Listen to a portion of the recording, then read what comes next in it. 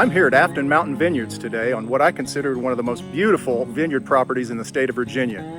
Afton Mountain was purchased in 2009 by Tony and Elizabeth Smith, who both grew up in Albemarle County just over the hill. The winery sits on 160 acres, 26 of which are under vine, growing 11 distinct varieties. The winery can make about 5,000 cases per year. 95% is sold right here on the property. Today we're going to be meeting winemaker and vineyard manager Damien Blanchin. Damien came to AMV in 2011 from Beaujolais Village in France. At that time, he started introducing more organic and sustainable practices, like using herbal teas as fungicides. So let's go inside and meet Damien and take a tour.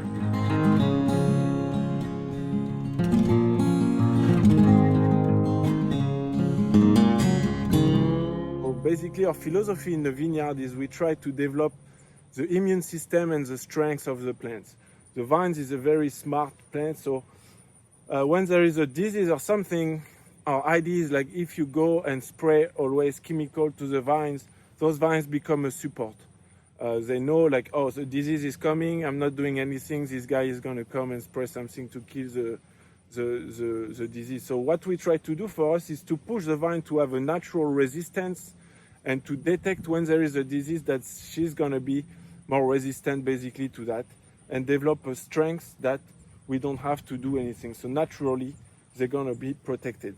The wine and the fruit to make wine doesn't need to be a big plum fruit. We need like small concentrated cluster full of complexity. And the vines is really good to develop that under stress condition. But stress that it's controlled. It's more like competition trying to develop the root system to go deeper, so you also have less problem when there is too much drought or too much water. So all of that approach is it works year after year, but it's a really, I think for me, the most sustainable way to do this kind of agriculture and thinking about the environment. Chemical application is definitely on top of the list, and that's how we try to really year after year trying to diminish that.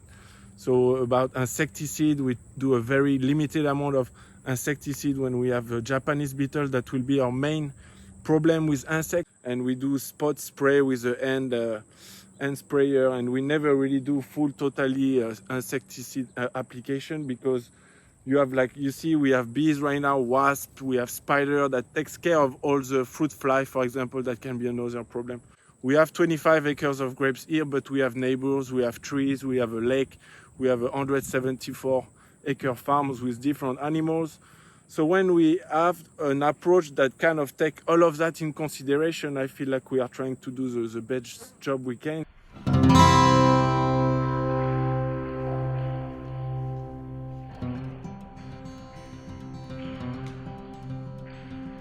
Everything is harvested by hand. In those lugs, we can put about 30 pounds average of fruit in there. When we use for the whites, everything goes in the press. If we do for the reds, we process usually with the destemmer.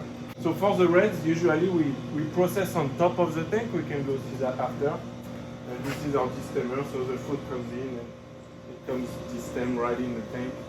When processing days, we dump all of here, sorting table, so we remove all the leaf matter and everything we don't want. This year we got lucky, the fruit was pretty nice. But it goes down into the destemmer. So that's the part that separates the fruit from the stem. The stem goes all the way down that exit here, and the berries are falling here. We have a funnel that we put here, and after it goes right straight into the tank that we have down here. So everything works with a gravity system.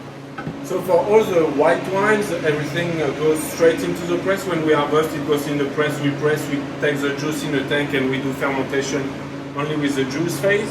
For all the red wine, we do a fermentation with the berries to really extract the color and the tannin from the seed and the skin. And so all of that goes through the destemmer. For the processing days, it takes us about 40 minutes to do 1 ton of fruit, and we ensure that we have clean fruit inside, no leaves, so it's worth taking the time to do that. So the winery plan is made on 3 different floors. But here is the top floor basically, where we do all the whites and rosé, usually with the tank and the thermoregulation of temperature on the tanks. That's also when we do all the filtration and finishing the reds and blending, fining, filtration and things like that. But that's on the top level of the winery, so everything falls down from there with just gravity. All the whites that we do here in Afton, we do mostly in stainless steel. We have a little bit of Chardonnay that we ferment in barrel, but that's after blended with the stainless steel Chardonnay. So we really try to do terroir wine in general for white and rosé and red. So basically brings a minimum of impact into the wine and really be more true and focused to the fruit. So for us, mainly all the white wine are just pressed full cluster. We do a little bit of skin contact on some of the Gewürztraminer and the Muscat, or sometimes the Albarino. The rosés, we also do only pressed rosé. We don't do any bleeding.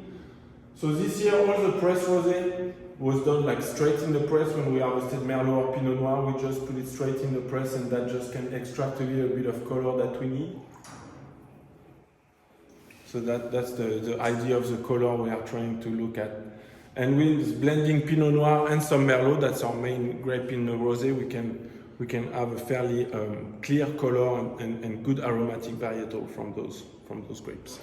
This year we are very careful into the extraction process, so we are more into one pomp over or one big délestage a day instead of doing too much. So we have a slower fermentation, it doesn't raise as much in temperature, and it preserves a lot of the aromatic varietal of fruit from the grape. When the fermentation of the red fruit starts, every day we do pomp over, because in the tank you have two phases. When we distill the fruit, you have some liquid, and the berries have tendency to float in the tank. So every day we have to do a good mixing, homogenization of the fermentation, and that's what's called a pomp over. So we take some juice from the bottom and pump it back on the top, and that's what helps to keep the cap submerged and not dry. So you have a good exchange and a good fermentation exchange. So the concrete tank is a good way to do a good fermentation with a good temperature. It keeps the temperature for a long time, so you have a good extraction of the color, but also it keeps a lot of the fruit, varietal aromatic fruit.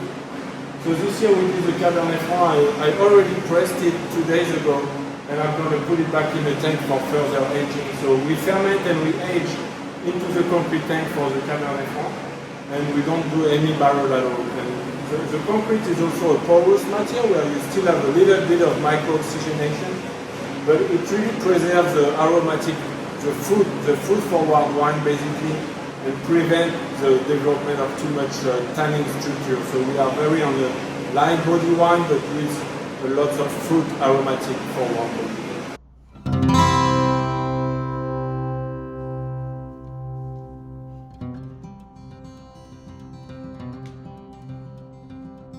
Our barrel program here in Afton, we use a lot of old barrel, maybe we go 20-25% of new oak maximum on one of the wines that will be maybe Petit Verdot, or those wines with a little bit more structure and tannin structure that can, after a long aging time, can really be integrated in the wine. We use a French oak for most of our single varietal or either blend. We use a little bit of American oak from Virginia, maybe 1 or 2 here and there on Petit Verdot. So for us, Petit Verdot is really the variety that can handle a lot of barrel compared to Merlot or Cabernet Franc that we don't do any barrel at all. But mainly French oak, tight grain. The toasted are very light, medium at the most. We try to prevent the barrel from bringing too much to the wine, like too much toastiness or too much outside change to the nature of the wine. We use it really for micro-oxygenation and polymerization of those tannins, and we do very long extended aging of some of the wines, like Petit Verdot. We age it 3 to 4 years within the barrel, so after this time, even if we put new oak, it will not go through, it will be already integrated.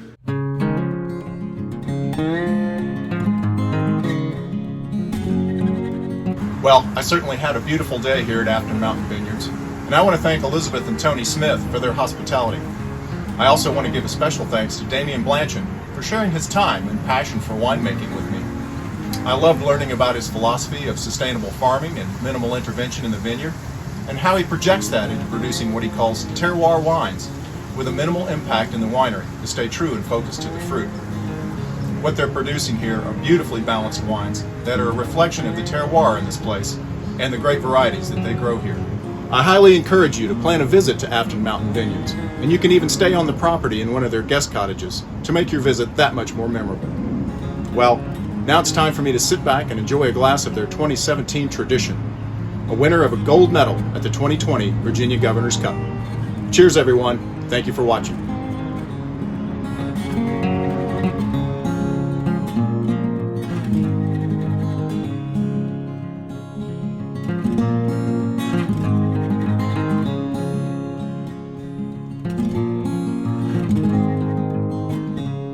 Thank you.